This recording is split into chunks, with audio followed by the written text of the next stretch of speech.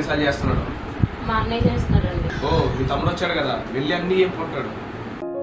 సరే నేను బయటికి వెళ్ళి వస్తా.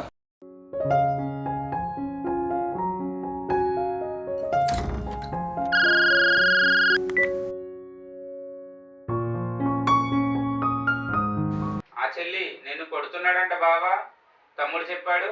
అవునన్నా, చాలా సాడిస్టోడు. మంచోడిని చూసి పెళ్లి చేసుకుందువు. ఆ మంచోడిని ఏదో అప్పుడే చూసి చేయాల్సింది అన్నయ్య. ఇంకా చేసుకున్నాక ఈ ఎదవని భరించక తప్పుతుందా ఏంటి? ఏంటే చెప్పించాలి దోస్తి.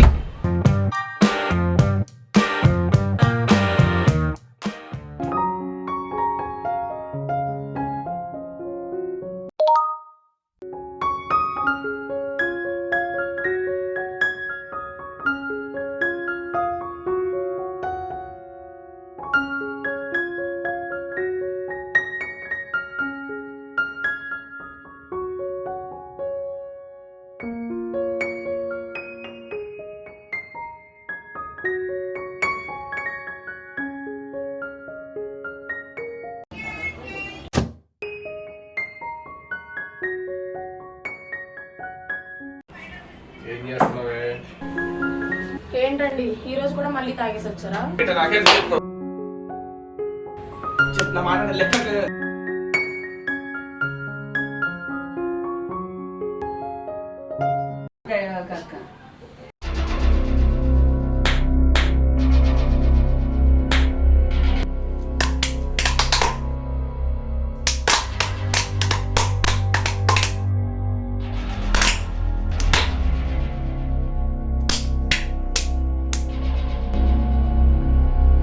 అన్నా వీని పని అయిపోయినా వకీలరాజు అన్న కాల్ చేయన్నా. చేస్తాను.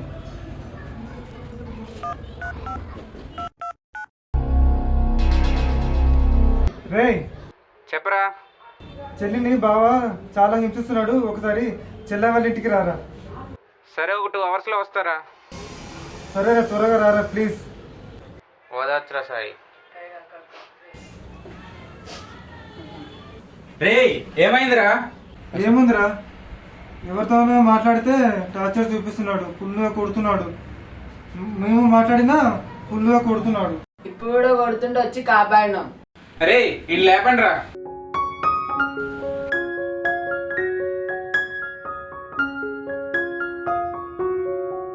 ఓ వకీల్ సాబ్ వచ్చారా? రే వీడిపైన కేసు పెట్టి జైల్లో వేయించేయరా. అవునా?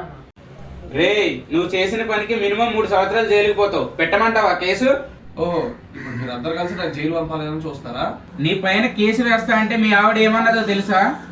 ఎంత కష్టమైనా పడతాను కానీ మా ఆయన కుటుంబ గౌరవాన్ని రోడ్డు పైకి లాగనన్నది. అలాంటి దాన్ని పట్టుకుని ఎంతలా కొడతావా? మనిషివేనా నువ్వు?